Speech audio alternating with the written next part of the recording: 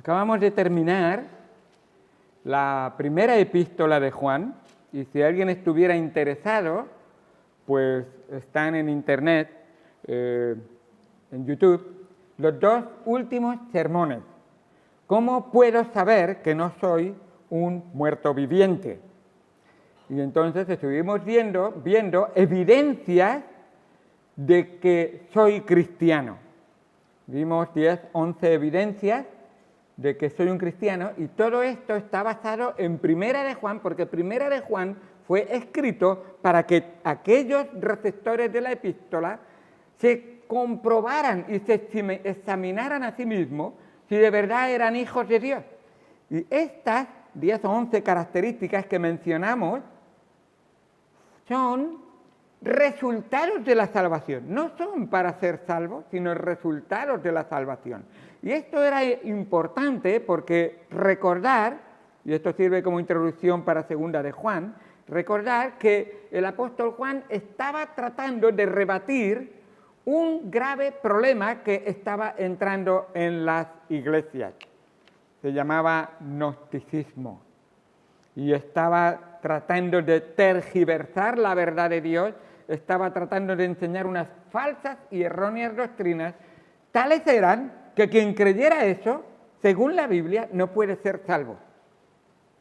Entonces, hay que combatirlo, porque recuerda que el gran propósito de nuestro Señor Jesucristo es que vino a buscar y a salvar lo que se había perdido.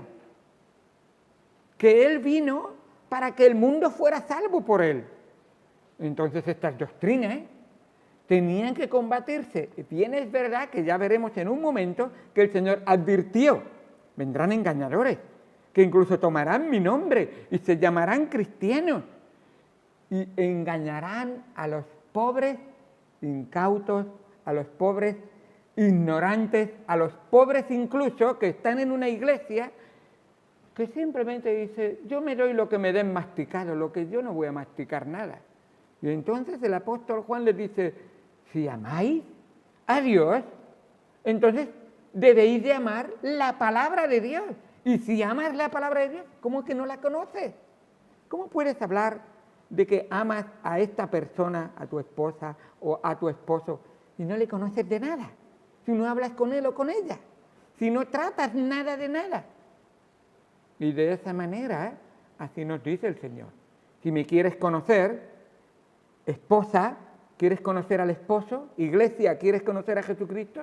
Entonces, escúchale, léele, medita en lo que te dice y ponlo en tu corazón, en tu mente y en tu vida.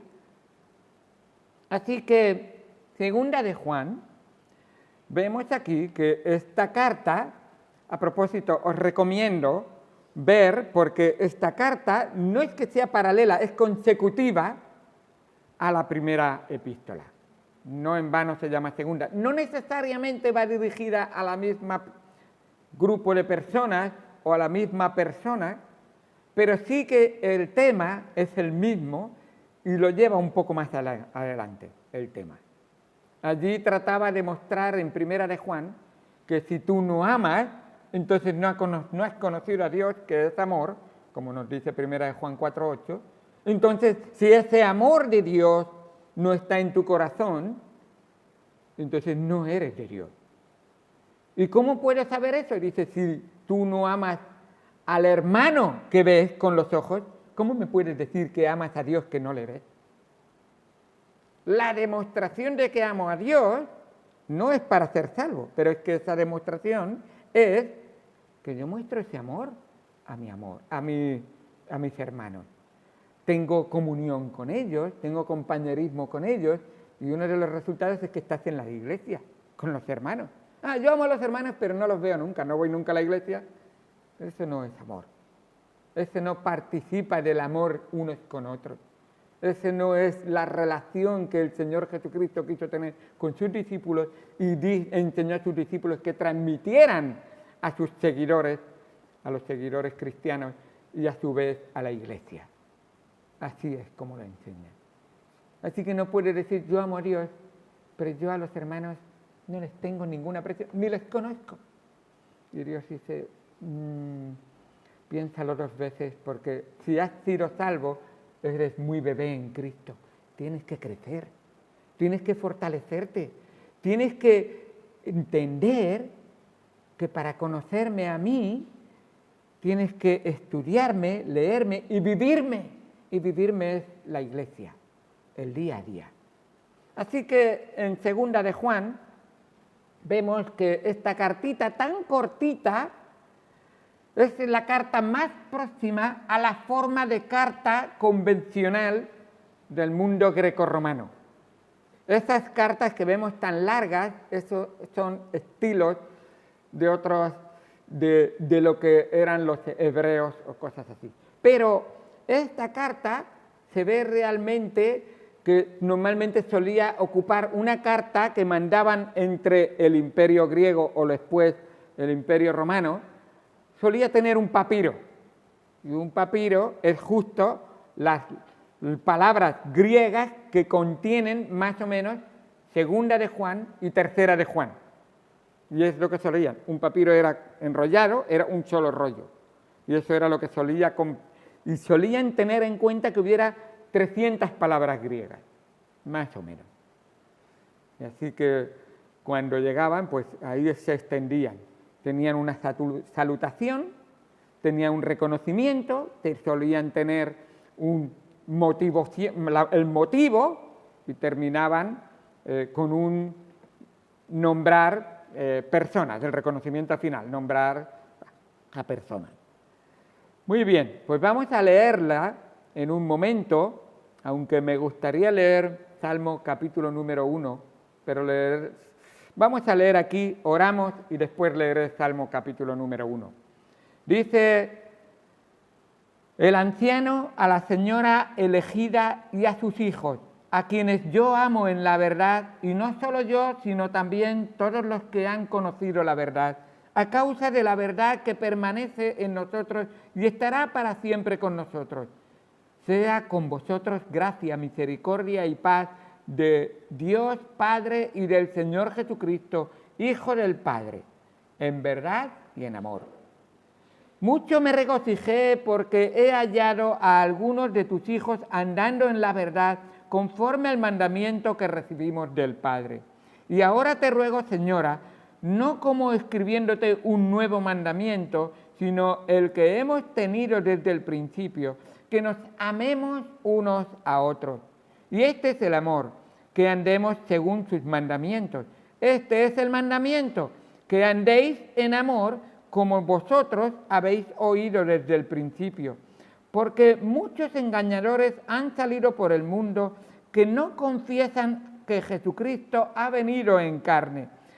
Quien esto hace es el engañador y el anticristo.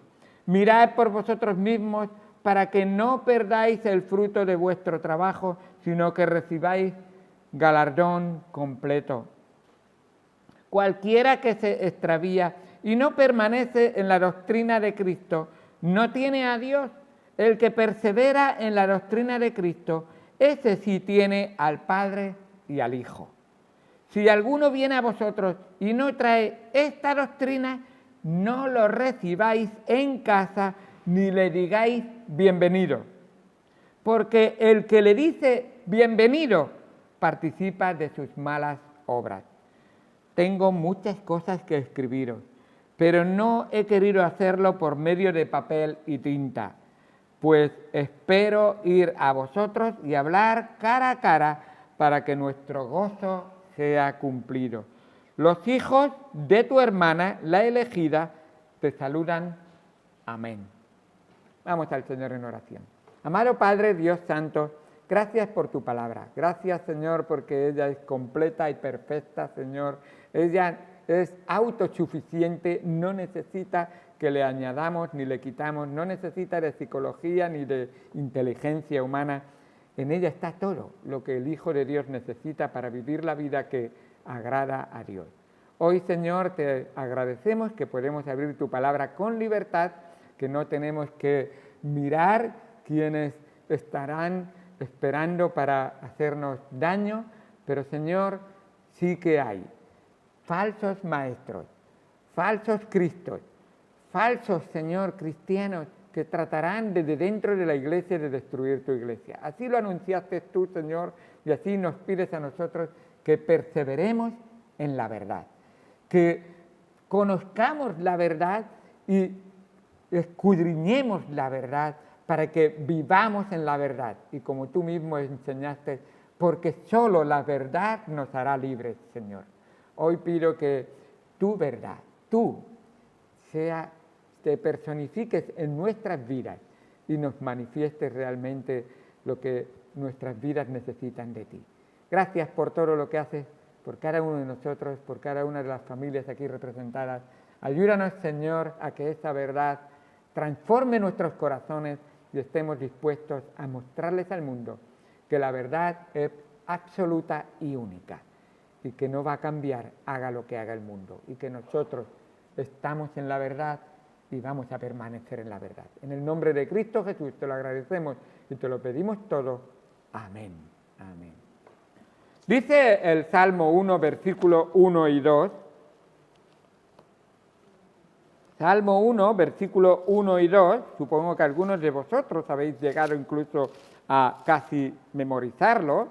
Pero dice, bienaventurado el varón que no anduvo, y esa palabra anduvo es importante, que no anduvo en consejo de malos, ni estuvo en camino de pecadores, ni en silla de escarnecedores se ha sentado, sino que en la ley de Jehová está su delicia, y en su ley medita de día y de noche. La palabra andar describe un hábito de vida, describe una costumbre de vida y nos muestra la palabra de Dios que es indispensable que el cristiano no tenga un hábito malo, sino que todo lo contrario, sea su vida en hábitos bíblicos conforme a la palabra de Dios, dignos del Señor, y que andemos siempre en su palabra.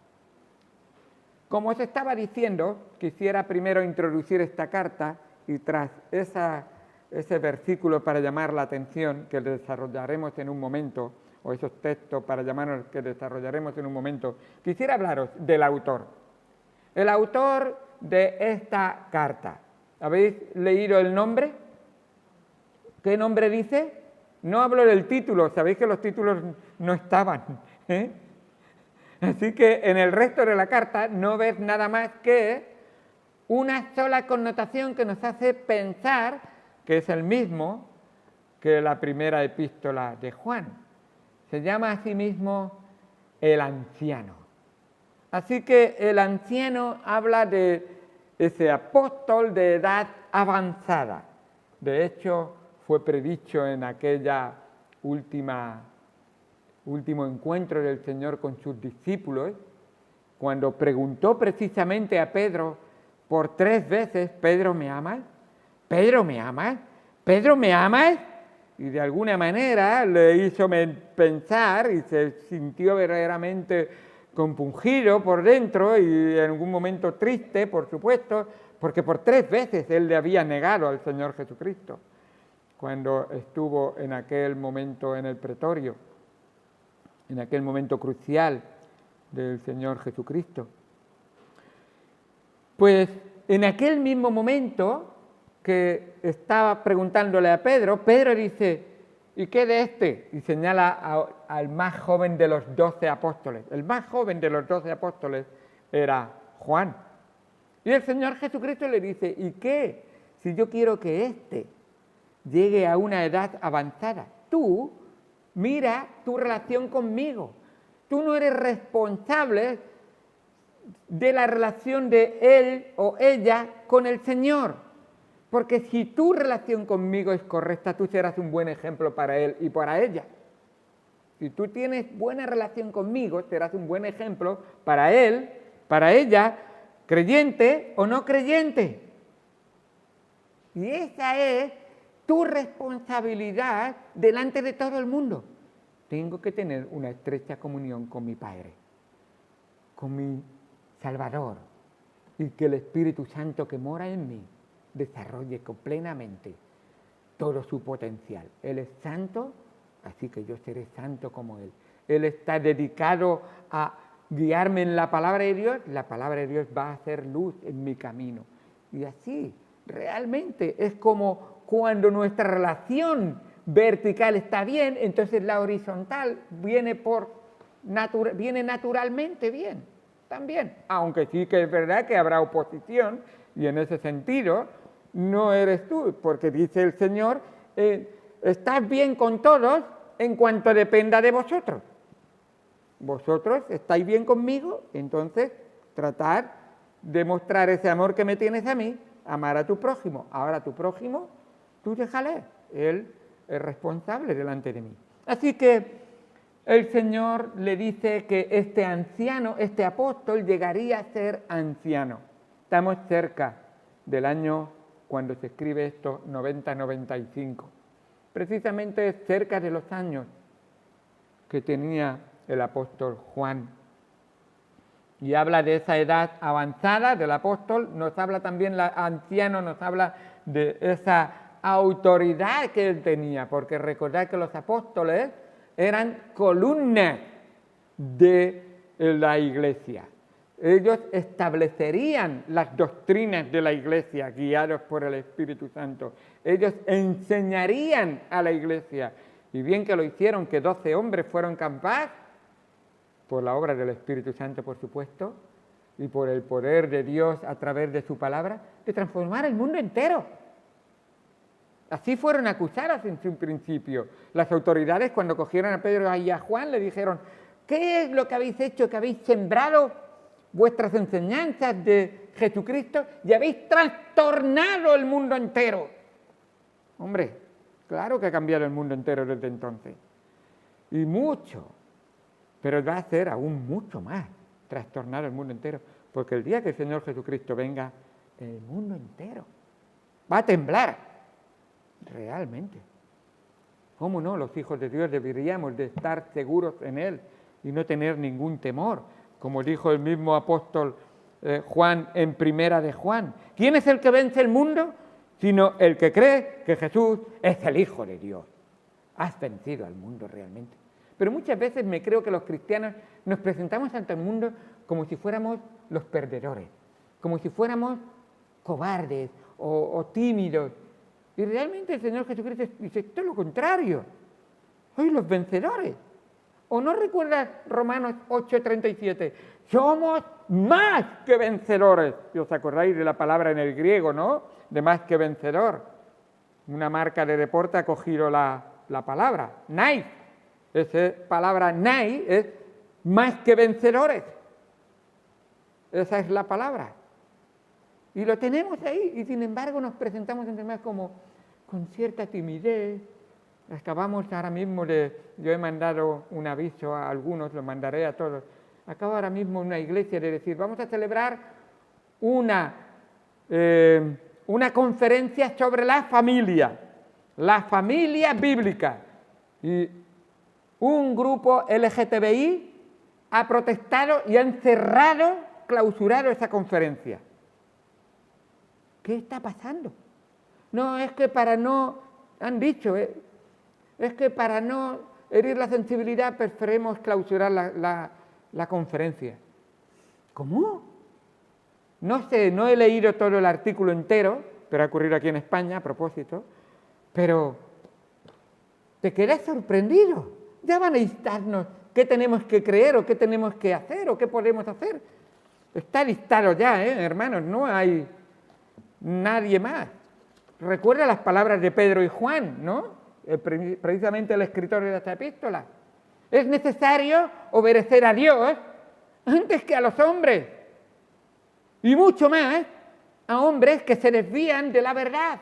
Y ahora vamos a ver el tema de la verdad, precisamente. Porque es una palabra, si hay una palabra que se resalta en esta epístola, es la verdad. La verdad.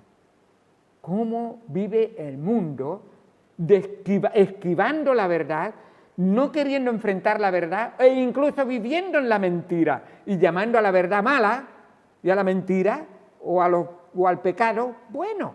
Bien que nos lo avisó el profeta, ¿no? que nos dijo, llamarán a lo malo bueno y a lo bueno malo. Y así lo vemos realmente en nuestros días. Predicaciones como estas son usadas muchas veces para que líderes de los países, líderes políticos, traten de intentar que la verdad no corra. Pero recuerda, ni la Inquisición pudo, ni podrá ni hombre humano parar el poder de la palabra de Dios, el poder del Espíritu de Dios, el poder del Evangelio, aunque han tratado de tergiversarlo muchas veces. Así que vemos ahí como el apóstol Juan, volviendo otra vez, se hace llamar a sí mismo anciano. El anciano, y ese es el estatus durante el periodo de la fundación del cristianismo en el que estaba él involucrado con el Señor Jesucristo. ¿Te das cuenta que se llama a sí mismo anciano?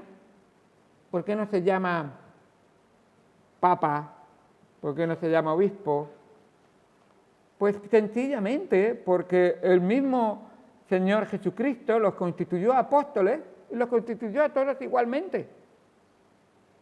Les llamó y les dijo, vosotros tenéis que ser servidores. Eso se llama diácono, o eso se llama esclavo, o eso se llama en algún momento ministro, que ha cambiado mucho el significado de la palabra. Hoy en día ministro es, yo soy ministro para que me sirvan, pero la palabra ministro significa servidor de los demás. ¿Y cómo ha cambiado hoy en día? El apóstol Juan, se llama a sí mismo anciano, y no digo perdón, el apóstol Juan se llama a sí mismo anciano, de la misma manera que se llama el apóstol Pedro a sí mismo anciano. El apóstol Pedro, en primera de Pedro, capítulo número 5, si queréis ir simplemente unas páginas para atrás, en el capítulo número 5, versículo número 1, lo digo porque hay gente que cree que Pedro fue el primer papa. Pues no fue el primer papa. Y no fue constituido papa. Y nunca se instituyó en la Biblia un papa. Y esto es para decirte por qué sale este tema. Pues porque el apóstol Juan se llama anciano y Pedro se hace llamar anciano también. Y anciano no tiene ninguna connotación estrecha con papa, como lo vemos hoy en día.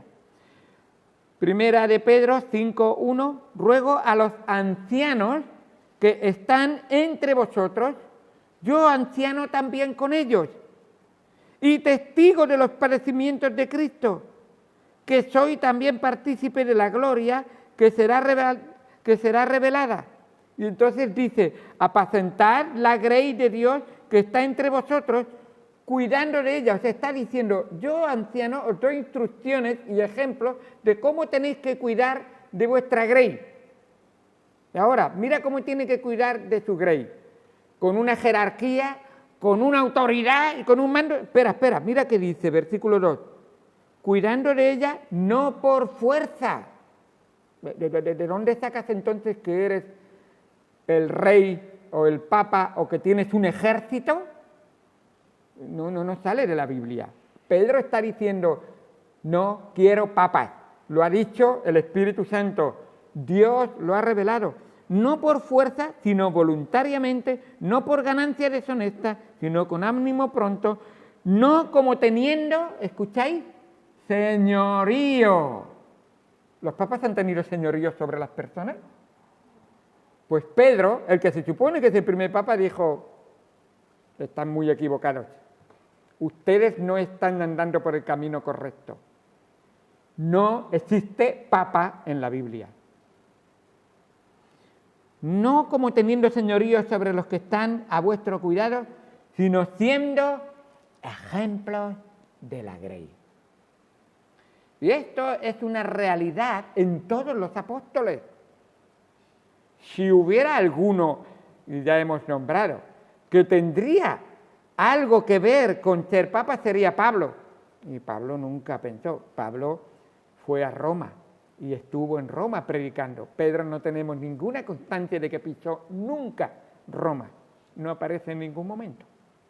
Pero volviendo otra vez a nuestro apóstol, a Juan, a aquel anciano que se menciona en 2 de Juan, le vemos aquí cómo él se presenta como anciano y vemos textos que demuestran que es el apóstol Juan. Dice en el versículo número 5, y ahora te ruego, Señora, no como escribiéndote un nuevo mandamiento, sino el que hemos tenido desde el principio, que nos amemos unos a otros. En 1 de Juan, en capítulo 2, versículo 7, 1 de Juan 2, 7. Hermanos, no os escribo mandamiento nuevo, sino el mandamiento antiguo que habéis tenido desde el principio. Este mandamiento antiguo es la palabra que habéis oído desde el principio. Sin embargo, y ahí sigue mencionando. El capítulo 3, versículo 11, 3:11 dice, porque este es el mensaje que habéis oído desde el principio, que nos amemos unos a otros. Es idéntico. Y las palabras en el griego son iguales en 1 de Juan que en 2 de Juan. Versículo número 6, simplemente para poner un par de ejemplos. Tengo como 1, 2, 3, 4, 5, 6, 7, pero no los voy a mencionar todos para... Versículo número 6, y este es el amor, que andemos según sus mandamientos. Este es el mandamiento, que andéis en amor, como vosotros habéis oído desde el principio. 1 de Juan, capítulo número 5, versículo número 3. 1 de Juan 5, 3. Dice así la palabra de Dios. Pues este es el amor a Dios, que guardemos sus mandamientos, y sus mandamientos no son gravosos. Vemos la correlación de lo mismo. Guardemos sus mandamientos, esa es la muestra del amor. Anda. Si yo amo, para amar, tengo que guardar la palabra de Dios. Guardar es lo mismo que obedecer la palabra de Dios. Es la mejor y la más clara muestra de amor a nuestro Dios, obedecer su palabra, por supuesto. Sigo avanzando porque el tiempo se nos va. Contexto histórico. Esta epístola, esta carta, lidia con el mismo problema que hemos visto, como he mencionado antes, 1 de Juan. Esos falsos maestros influenciados por el pensamiento gnóstico. Y alguien quizá pregunta, ¿pero qué es lo que creen los gnósticos? ¿Qué es lo que enseñaban los gnósticos? Pues los gnósticos decían, los iniciados, así llamaban a los que entraban dentro del gnosticismo, los iniciados no se salvan por la fe en el perdón, gracias a los sacrificios de Cristo. Lo decían claramente, los iniciados no se salvan por la fe en el perdón, gracias a los sacrificios de Cristo, sino que se salvan mediante la gnosis, que es un conocimiento superior a la fe.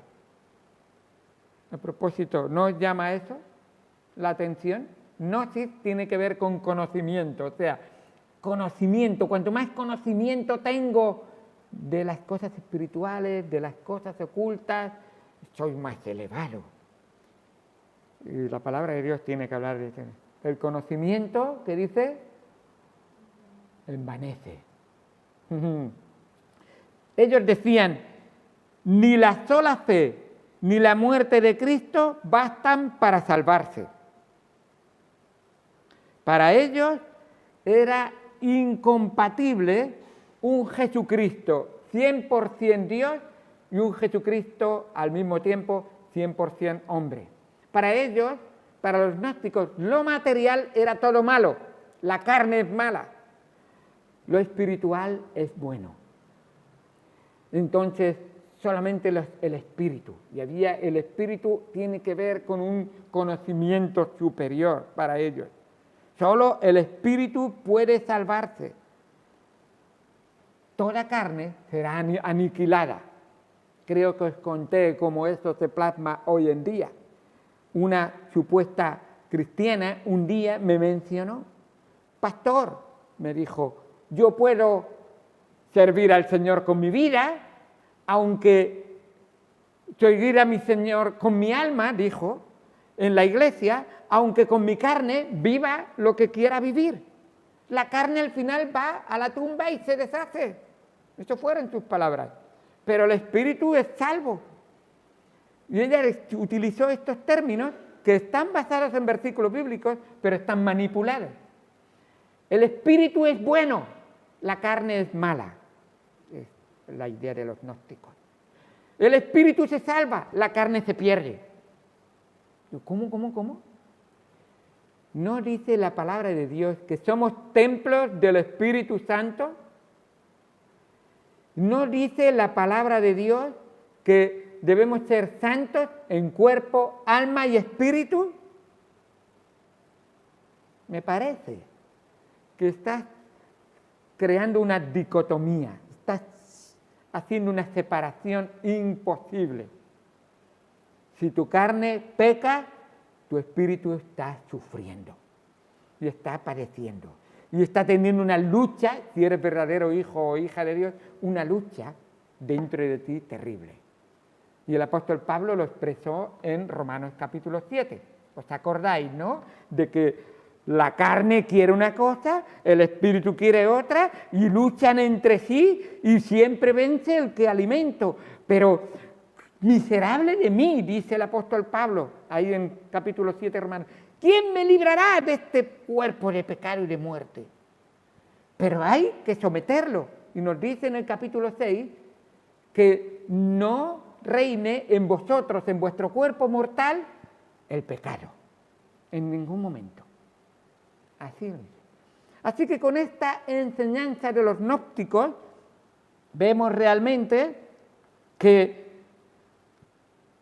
la palabra de Dios nos dice que solo el espíritu, bueno, ellos dicen, la letra mata, 2 de Corintios 3:6, la letra mata, mas el espíritu vivifica. Así que cuidado con tener un conocimiento, intelecto, tener unas enseñanzas que no llegan a nuestro corazón y no transforman nuestra vida. Porque recuerda que si alguno está en Cristo, nueva criatura es. Las cosas viejas pasaron, aquí todas son hechas nuevas. Esa es la obra de Cristo y su palabra en nuestro corazón y en nuestra vida. Si eso no se ha producido, entonces solamente es intelecto, solamente es conocimiento y el Espíritu no ha obrado en tu corazón. Por eso enfatizamos que aceptar a Cristo no es una cuestión de levantar la mano un día que me emocioné y dije, qué bonito es, si quiero, sino se ha traducido en una vida entregada al Señor Jesucristo. Y por eso os recomiendo, mirad esas pruebas para ver si somos cristianos. No vaya a ser que creamos que tenemos el lenguaje cristiano, tengamos la iglesia cristiana, tengamos la religión cristiana, tengamos la Biblia, pero nunca tengamos a Cristo en nuestro corazón. Y los ha habido. La persona que más himnos ha escrito que tenemos aquí en el himnario fue una persona que desde bien niña fue instruida en los caminos del Señor y a pesar de que se quedó ciega a una temprana edad, escribió himnos y todo. Fanny Crosby. Y no aceptó a Cristo hasta los 33 años. Cuando se dio cuenta de que tenía religión, tenía mucho conocimiento de la religión y de Cristo, pero no tenía a Cristo. Cuidado que no te encuentres en esa condición. Es importante, y los gnósticos estaban confundiendo terriblemente a los hermanos de la iglesia, y Juan se le hizo irresistible. Tengo que decirles, apartaos de los falsos maestros, no creáis esas falsas doctrinas, porque los que creen esas falsas doctrinas no serán salvos. Están perdidos. Y por eso enfatizamos hoy en día, cuidado con las falsas doctrinas. Aquellos que no creen que Jesucristo es Dios, no pueden ser salvos. Es lo que enseña la palabra de Dios. Lo dice bien claro. la palabra de Dios. Dice en el versículo 7, porque muchos engañadores han salido por el mundo que no confiesan que Jesucristo ha venido en carne. Quien esto hace es engañador y el anticristo. Y cuando nombra la palabra Cristo tiene que ver con el Mesías y tiene que ver que el Mesías es el enviado de Dios y el enviado de Dios es Emmanuel y Emmanuel traducido es Dios con nosotros. Y no hay salvación si no es en Dios. Todos sabéis lo que dice Isaías 43, ¿verdad? Versículos 10, ahora un momentito lo miro, 10 y 11. Voy a leer esto es la introducción y ahí se queda. El próximo jueves continuaremos, empezaremos realmente, pero todo esto es la introducción porque se hace necesario para que ahora el texto que vamos a estudiar tenga cimentación para crecer. Isaías 43, ¿sabéis que los TJ, los mal llamados testigos de Jehová, este es su texto de donde sacan su nombre? Nosotros somos testigos de Jehová. Pues mirad lo que dice su propio texto, Isaías 43, 10. Vosotros sois mis testigos, dice Jehová, y mi siervo que yo escogí, para que me conozcáis y creáis y entendáis que yo mismo soy. Antes de mí no fue formado Dios, ni lo será después de mí. Versículo 11. Yo Jehová, y fuera de mí no hay quien salve. Yo Jehová, y fuera de mí no hay quien salve. ¿Quién sabe Hechos 4:12? Hechos 4:12 dice, y en ningún otro hay salvación, porque no hay otro nombre bajo el cielo dado a los hombres en que podamos ser salvos. Y la palabra de Dios nos dice que ese hijo que nació de la Virgen María sería llamado Jesús y su nombre se llamaría, y lo leo para no decirlo en mis palabras, y dice, he aquí la Virgen concebirá y dará a luz un hijo y llamará su nombre Emmanuel, que traducido es Dios con nosotros. El ángel no dice mentiras y Dios no dice mentiras y Jesucristo no dijo ninguna mentira. Jesucristo es Jehová. Si Jesucristo no es Jehová, no tienes salvación. Si Jesucristo no es el Dios Todopoderoso hecho carne, no puede ser tu mediador para salvarte. Cuidado, porque los gnósticos sembraron eso y causaron mucho daño y muchas almas ignorantes e ingenuas fueron engañadas y se hallaron un día en las llamas del infierno. Dios les pedirá cuentas a los falsos maestros y esta iglesia va a permanecer firme y fuerte en la palabra de Dios, porque los falsos maestros nunca permitiremos, como aquellos ¿cómo era?